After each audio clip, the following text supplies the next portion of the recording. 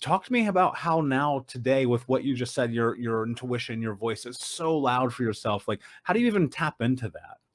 That's a really great question that I've been trying to figure out the answer to as more people ask me. I think to a certain degree, it's always been there. I remember I've just always been an observer ever since I was pretty young.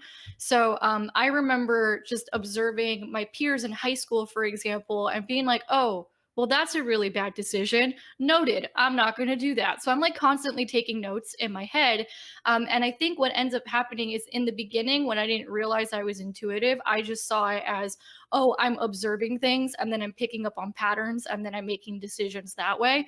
But as I've gotten older, and particularly with certain things that have happened, like I completely shifted business models starting in 2017, partially because I had an intuitive hit that was like, oh, we are overdue for a crisis and your current business would not survive it. There was no rhyme or reason for this. There was no like, I mean, I was in finance and people are always talking about in my first business and people are always talking about a crisis in finance, but there was no reason for me to really believe that. Or maybe a month prior to, or not a month, a year prior to the pandemic coming, I actually moved out of my condo in Miami and moved back home. I had to move. There were a lot of construction issues in the condo. And now, with what just happened in Miami with condos, I was like, good move getting out of there. But there were just lots of issues. And I was like, I'm out of here. And I went back home. And part of the reason why I went back home was because there was, again, an intuitive hit that was like, something's coming. And when it comes, this is where you're going to want to be. And it was just a voice. A year later, we have the pandemic. And it's true. This is exactly where I wanted to be, not holed up in a condo. And then in addition to that, when I hired Xenia, who you met, I had this crazy sense of urgency when I hired her. I was like, I hired her at the end of 2018 and she was my first employee, which was already like a huge leap for me from my first business. And I was like, we got to get these systems figured out. We got to get this foundation figured out. It was so urgent. It was so like, we have maybe 18 months. 18 months is what we got, right? And lo and behold, within 18 months, most of the systems and the structures were already taken care of. So when the craziness of 2020 happened, the avalanche that came to us in terms of like business and then also the fires we had to put out at the same time, at least our systems were good. So now my team comes to me and they're like, okay, when Amanda gets on one of these kicks where she just gets a hit, we're just going to follow her because she's always right. And then other things have happened, like clients have come to me. One of them is Adina. She runs a program called Immigrant Finance School. And she's like, hey, I worked with you in, I believe it was 2018, because you told me that all the world's systems were going to come down and we were going to need new leaders. Well, it's 2020. Look where we're at. Look at the state of the world. And I was like, I don't remember saying that, but I'm not surprised I said it. Or I had another client who's like, I used to have a column at Inc. And they came to me and they were like, hey, so remember when you wrote this whole article back in 2017 exposing the coaching industry for all the fuckery going on and how it was going to get exposed? Here we are in 2020 and 2021. So I was like, dang, there is something here. And I just could not really explain it. I always thought I was just picking up on patterns. And I'm like, don't people see this? Don't they see the same things I'm seeing? And then in 2020, I realized they don't. Yeah, but I think people do see them, but they don't listen. Maybe that's it. Yes. So have you always been a person that has listened to their gut, to their intuition, or did you have to? For me, I literally have to force it, like, because I was so used to not doing that, where not listening was kind of the precursor for everything. And so listening became new over the course of the last 7, 8, 9, 10 years. Have you always been able to listen to your intuition, or do you have to train this? I think I had to train it. I think it was always there, and I think we all always have it. Like I mentioned, I was a really good observer when I was a kid, and I would take diligent notes, right, based on what other people were doing. But I will definitely say, like, as a young adult, I definitely did not listen. I did not good things as a young adult because I was not listening to myself and put myself in precarious situations. But I will say, I think my saving grace in a weird way is I got my dark night of the soul a little early in life. I was 21 And basically, I got really, really sick in college. And now in retrospect, I realize it's because I had been dealing with depression for a long time. I'd been dealing with anxiety for a long time. I was angry over a lot of things that had happened in my life. I was also dealing with grief and loss of a family member, and I was not paying attention to any of that. I was just ignoring it, still high functioning, still doing whatever. And then shortly after turning 21, I got really, really sick. And it was to the point where I had to take a medical leave of absence from school. So I actually did half of my senior year of college from bed at home on a medical leave of absence. And when that happened, it started triggering a lot of panic attacks. Like a lot. Like I was terrified of just going to sleep at night and even putting my head down, because that's when the attacks would start. And it was to the point when I did go back to school, because I had to go back at some point and finish off my last semester.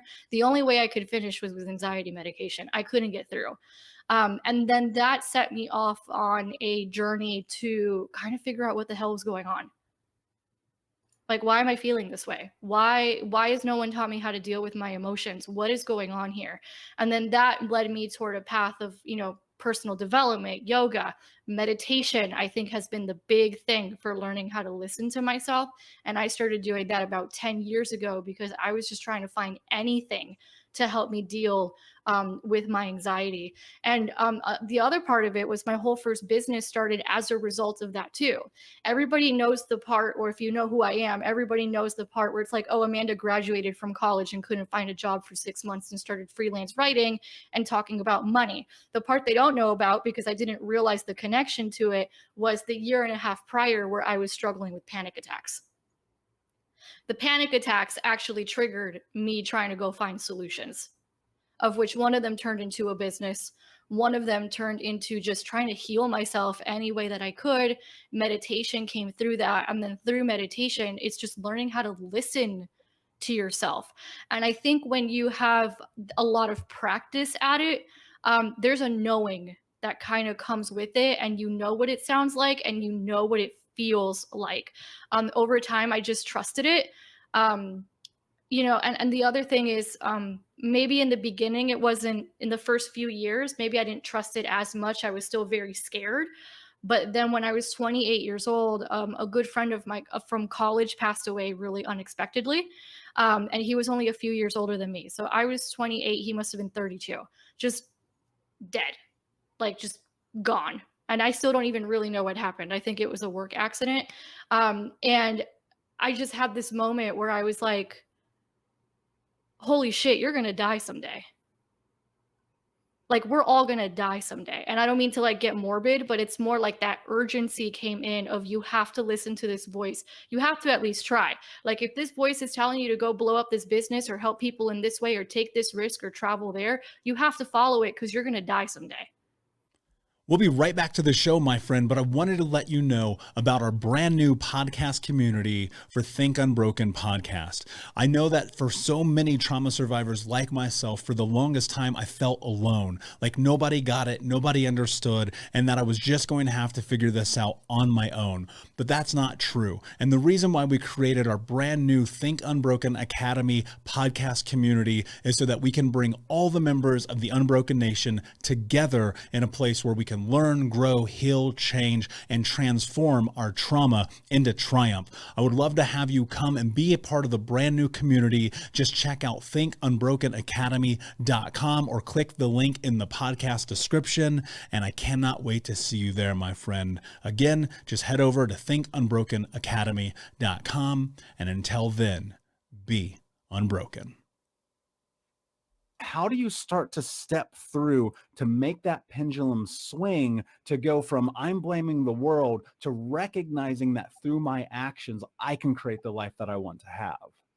Yeah, so this is an interesting thought process, and because it's something that I've actually been processing for myself for the last couple of days. I'm going through a bit of a journey right now in terms of redefining some things. And I think the first thing for me is I don't get to say out loud that anything is anyone else's fault.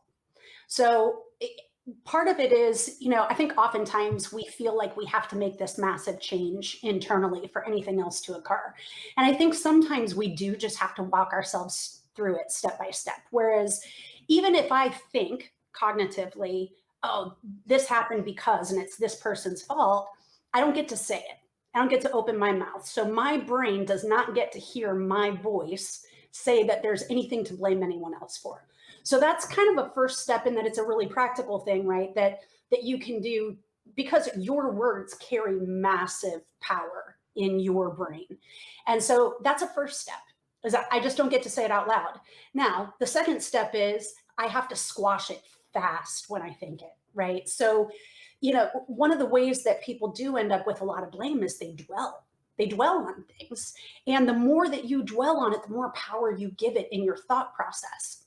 And so for me, I have to, the second I identify anything, and look, as a business owner, it's so super simple to blame a lot of things going on in the world right now, and I won't go into them. It would be really easy. And everyone around us is like, oh yeah, no, this is why this, and this is why. Okay, you know what? I don't get to. I get to figure out solutions. So what I look at is, number one, I squash the thought as soon as I have it. Number two, it doesn't get to come out of my mouth. But number three is, anytime there is something that we want to blame someone else for, it's because we have not yet come up with the solution on how to solve that problem for ourselves. So if we can flip the script and go, okay, if I don't get to blame anyone else, it's me. If I'm the issue, guess what? I'm also the solution. I get to solve this problem. And so when we go into that thought process, then we always have something more to solve. And when it comes to this thing of, what's good enough, right? This is what I've been processing the last couple of days. So in fact, I was just telling someone this story yesterday. My husband and I, when we first met in Florida, it was literally our second date. We walked on the beach for 4 hours. We were engaged in 5 weeks, married in less than 6 months. And honestly, if he would have asked me on that second date, I would have said yes. But we spent 4 hours walking on the beach, dreaming our life together.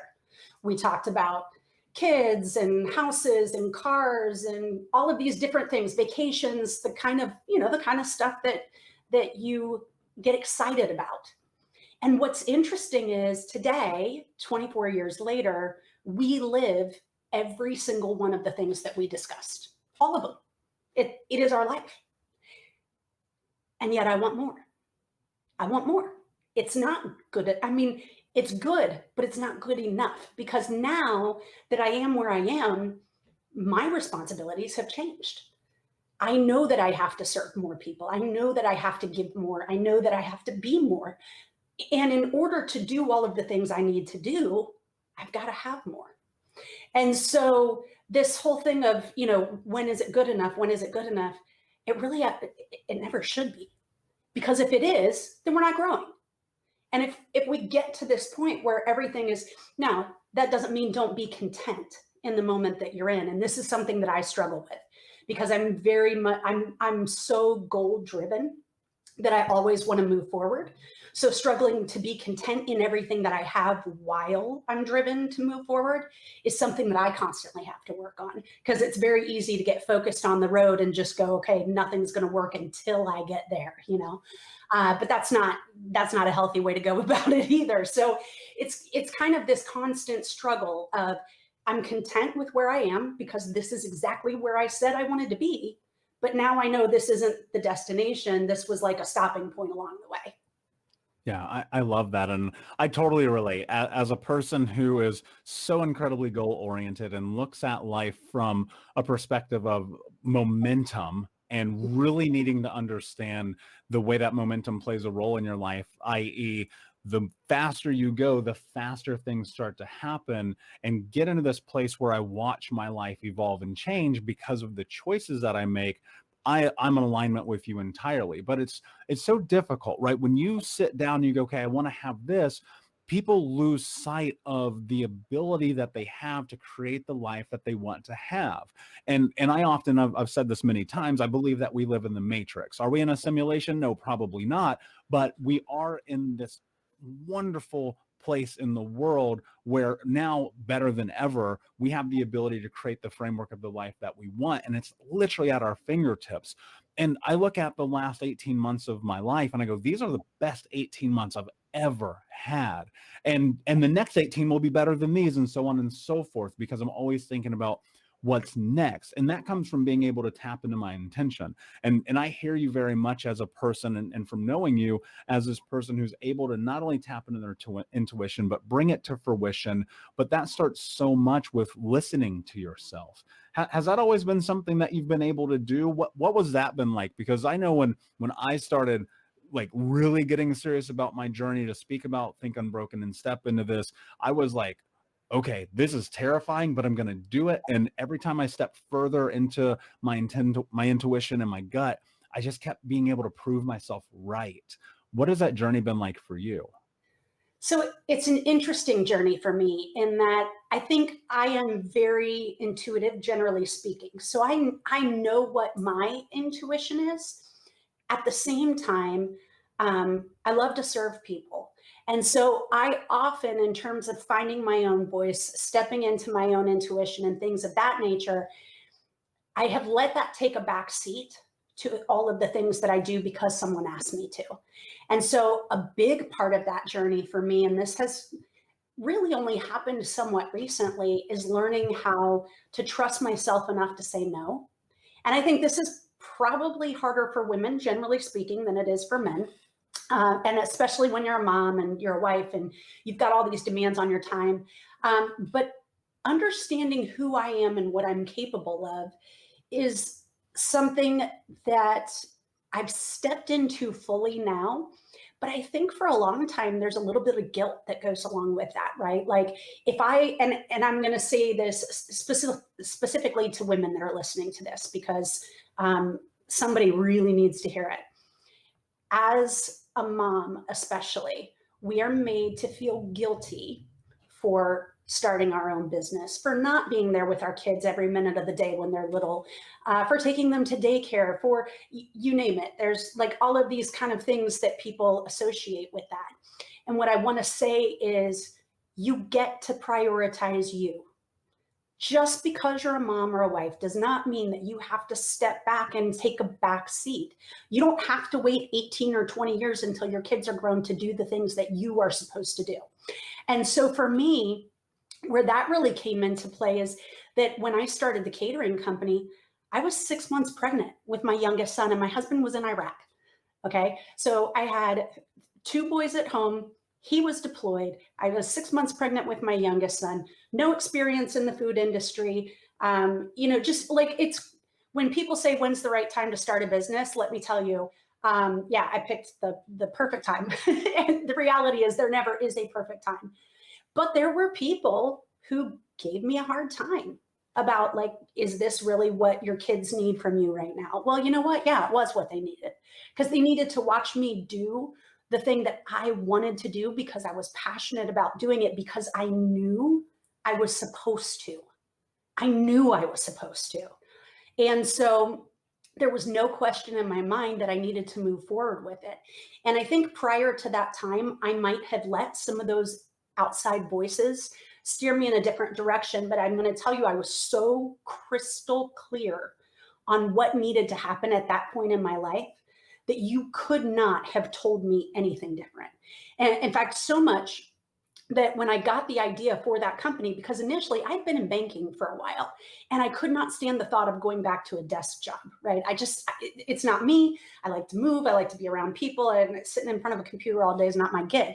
And so I was cooking for people because I enjoyed it. My husband was deployed. I was trying to keep my mind occupied, right? And we had a fight over the phone about me spending the money he was making overseas, providing meals for other families. And, so I had this idea that I could start this meal service, right? Clearly, if people called me all the time because someone just had a baby or was in the hospital and needed some food, it's because there wasn't a service that was doing that for people. So that's where the concept came from. And I just knew that I could make something work. I had no idea what it was going to be at that time. I mean, it's turned into this massive company and thousands of employees over the years and, all of these other things. But at the time, it was literally just a way so that I could stay home with the kids and not go back to a desk job. And my youngest son, his playpen was literally in my commercial kitchen, to give you an idea. So when I called my husband and said, hey, I've got this idea, this is what I think I can do with this, he said, okay. And like, for anybody who knows us, I'm the crazy idea person. He's the no man. Like, that's his job, is he's very supportive, but we have two very different risk tolerances.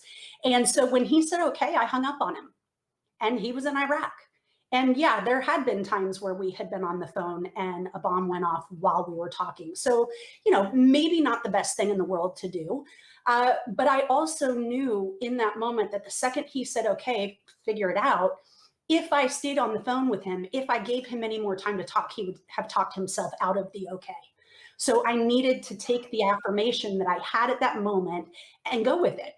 And 3 weeks later, we were knocking bricks out of the garage to turn it into a commercial kitchen, right? So when that intuition hits and you know that you need to move with something, it's important that you move fast before you have time to backtrack, before someone else gets in your head, and that's how that whole thing went down. But there were people who did think, this is not what your boys need from you right now. Well, yeah, it was exactly what they needed from me at that moment. And over the years, now my older boys, they saw the struggles of that time because they were 10 and 7, right? So they remember how tired I was sometimes, and they remember some of the growing pains and all of that. But they look back at it now and are using some of those lessons to help them with other things that they're going through at the moment, because they know that if they can watch me go through that and do everything I've done over that time frame, that they've got a lot of strength inherently in them, just by virtue of being in that environment. Hey, Unbroken Nation, we'll be right back to the show, but I wanted to let you know that you can grab a copy of my first book, Think Unbroken, Understanding and Overcoming Childhood Trauma, for free. If you go to book.thinkunbroken.com, you can download the PDF ebook version of the book and get everything that I know about the baseline of healing trauma for free, downloaded to your email right now. Just go to book.thinkunbroken.com to download your copy of Think Unbroken, Understanding and Overcoming Childhood Trauma for a PDF for your phone. Again, that is book.thinkunbroken.com. And in that, you step into this thing about trusting yourself and about believing in yourself. And I know, as an entrepreneur myself and trying to build things, there's always these moments of the limiting self-beliefs and the negative self-talk and the thing in your head that says, are you crazy? You're going to walk away from all these things to try to build your dream. How dare you? How do you navigate that? Like as an entrepreneur, as a business person, as someone trying to create an impact change on the world, how do you be louder than the voice that tells you you can't, shouldn't, don't, or won't? Yeah, I mean, in my case, it was about aligning with clients that kind of helped build me up. I really have gravitated to clients who have been very complimentary, have been very generous, have been, very, engaged with me, and have actually helped me like realize, what I'm capable of and what like value I've brought to them. So I've almost kind of, unfortunately relied on the reflection of the people that I've served and what they have shared with me on the impact that I've made in their business or in their lives, and the relationship that we've built, that has started to make me feel like, okay, this is why I want to continue these types of relationships, because it's not just, oh, they're validating and gratifying, but there's a mutual respect, there's a partnership, there's, a shared language that makes me feel confident I can be honest, I can be candid, and that we're both accountable to each other and getting things done. The role of a manager in my mind is to be a strategist and to keep nudging and helping encourage someone's creative dreams, but also to be the one that's kicking them in the butt as much as they are kicking you in the butt to say, hey, this is, like they say to me, this is my dream, this is what I want to have happen, like, help me, so that mutual accountability and respect for each other, I think, drives both of us forward. And that's what's helped me kind of quiet those inner saboteurs or the critics that think like, who are you? You're a nobody. Like, look at all these other really amazing managers and agents. And, especially in LA, are surrounded by, enough people that you can easily feel inferior. But I know, to the few clients that I work with, or the many, hopefully, authors and speakers that I've worked with over the years, that I hopefully have made an impact. I have made a difference in the success of their book, or the, getting out there as a speaker for the very first time, or building something beyond what I could have imagined myself doing a long time ago. And then so every once in a while, I have to kind of hopefully reflect on how far I've come and how I'm unique in this industry and not just another person that they could easily replace. And so I do try to use all that to help fuel. And, I think the biggest thing is just working on yourself, and even if it doesn't relate to your job. I mean, I know all of the things the practices that you have. I also meditate and work out in the mornings now, and I never thought I would be the person doing either of those things. And, went vegetarian, and just all the things that I do to try to take care of myself in different ways, I, think has also really helped me in an emotional and a mental way, because it just helps. If you feel good, you're gonna work better. You're gonna find more joy, more confidence in what you're doing. And the stress that used to really sideline me and force me to self-medicate with weed and alcohol for years and years and years has dissipated. It's, I've got enough perspective now to say, yeah, that's someone's upset, someone's, wants different results, this or that. Okay. We go to work to solve them. But I let anxiety and stress and, kind of crazy bosses that I had really run me ragged for a long time. And I've, been working on walking out of that and really just owning what I want my experience of my career to be, by being intentional about the people that I choose to work with. Yeah, and I love that you mentioned that it's not as simple as just doing the things for your job or for your business. And I found just by doing the work for me first, by proxy, that impacts everything in my life. Mm-hmm. But much like you, like I can rewind to a time 10, 12 years ago where I think personal development, self-help, these guys are full of shit. Like, this is nonsense. I'm never going to do any of this. And now it's like, it's almost the only thing that I do, because one of the things I recognized was, if I'm the smartest person in the room, like, I am in the wrong room. And I just kept like trying to push myself more and more and more. One of the things that I found to be so incredibly beneficial, and you kind of hearkened into it, but I want to go a little bit deeper, was being surrounded by the right people in alignment and with my values and who it is that I want to be and what I want to build and become. Talk to me about the power of community in your life and how that impacts you, not only as an individual, but as a business owner, an entrepreneur, and as a human being. What is the power of community like for you? Yeah. Well, I struggle to think about a lot of communities that I really do feel like I'm an active part of. I've been part of this speakers bureau, kind of speakers agency world. I've got a lot of connections within that. And that's been really amazing, because a lot of us move around, and then I continue to see the same faces and people. And it's great to feel like, you've got a history, you've got rapport with a lot of different people that are passionate about what you're passionate about and are doing that, and now can support you in a different way. And so that's been really amazing. As you change jobs and move other places, the people who reach out and the people who kind of lift you up and encourage you and are been excited about your next venture and all of that. But also, coming out of business school, I've taken on the responsibility of leading our LGBT alumni group for Anderson. And that's always been a little bit of like kind of my mission, is getting involved in boards, getting involved in other, nonprofit organizations that serve the community and that help align people with different connections. Even before I was a manager and an agent, I loved helping people just connect to jobs. If I heard about someone hiring, I would be going through my mental Rolodex to figure out if there's someone that I thought might be a fit for that. I helped friends right out of college get their first job in New York and ultimately set them up for the rest of their careers. And I don't say that to brag, but just because it feels very exciting to me to be the one that can help align people with their creative dreams, with their things like that. So I think about the different kind of communities that I've come from with my undergrad alumni, or my business school alumni, and then different friends and colleagues I've met along the way, and always am grateful to hear from previous people who've worked for me who still want me to be a reference like 5, 6, 7 years later, because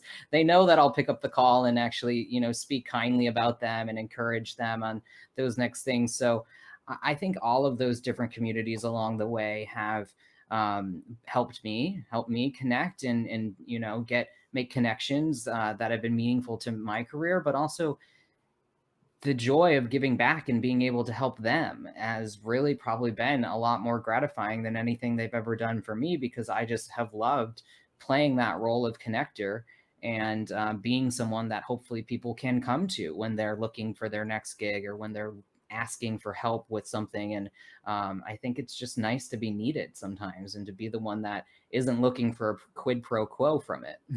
And in that, when people are going through that and looking at pain often being this really interesting kind of precursor for action, is there a way to do that, and so that you're not only looking at it from the aspect of worst case scenario, but from the positive side of things? Well, I actually hope that people do, right? I actually try to, yes, fear is a real thing, but it's actually pretty much created. So I try to always look at what, if you, let's say your goal was to make $10 million. Okay, cool.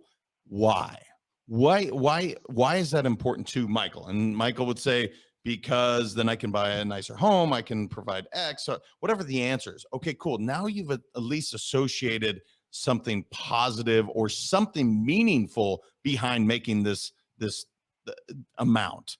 To answer your question, can you? Absolutely. That's probably the biggest thing I do when it comes to mindset.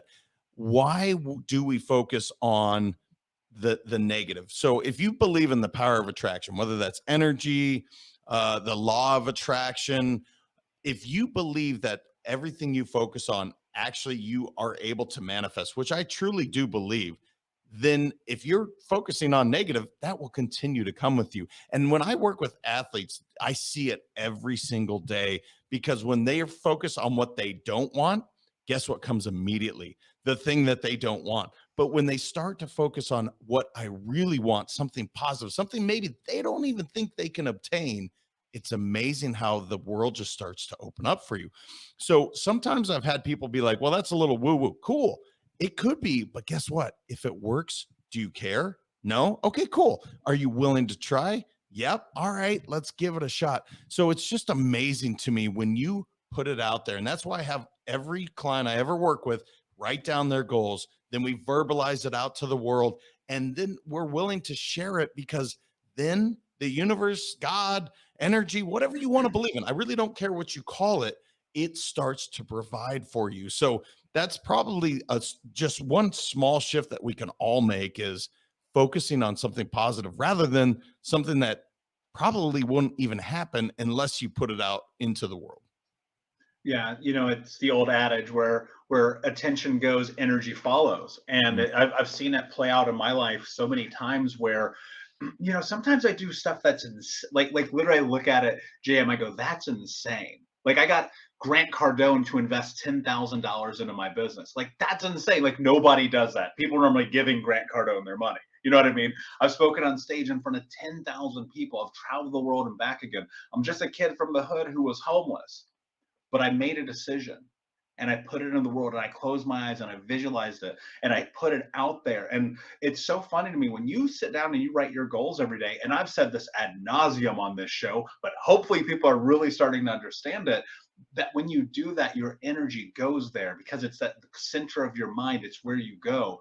But I think so many times in life, people are just so focused and consumed on winning and the result and wanting the end of it. They're just like, I just want that thing.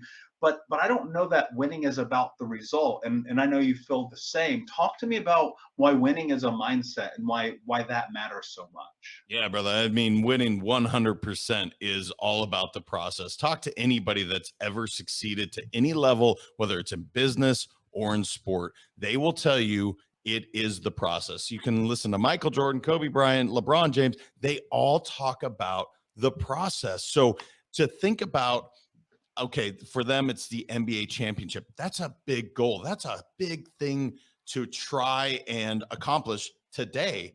So why would you put your focus and energy on that? What you would break it down to is, okay, that might be the end result, but what I have to do today is I need to go work out X amount of time. I need to take care of my body. I need to, read. I need to work out, whatever it is. And you start to do that every single day. And then you fall in love with the process, because getting just a little bit better. And you've heard people say, I just want to get 1% better every single day. Just that goal alone, just by saying, you know what, I just want to get a little bit better today. What's amazing is whatever that end result is, it's going to be far more fulfilling if you just follow this process on a daily basis. So it is that trick that everyone does. And you mentioned Grant Cardone. Again, he is a guy that has pretty audacious goals, and he just goes to work, puts his head down, goes to work. And so it's one of those things, man. It's like, don't worry about what's down the line. And I have a saying that I use with all my clients: past is pain, future is anxiety, present is everything. Because I can't do anything about the past. That doesn't mean all my stuff in the past is negative. It just means that if I'm sitting today thinking about how great it was in the past, that's a negative. If I'm sitting there thinking about how great it's going to be in the future, well, guess what? How good is my present moment today? So if you can trick your brain or yourself to every single day, just give 100% today, it starts to just be this domino effect. It's like, oh, today was an awesome day. Oh, the next day is an awesome day.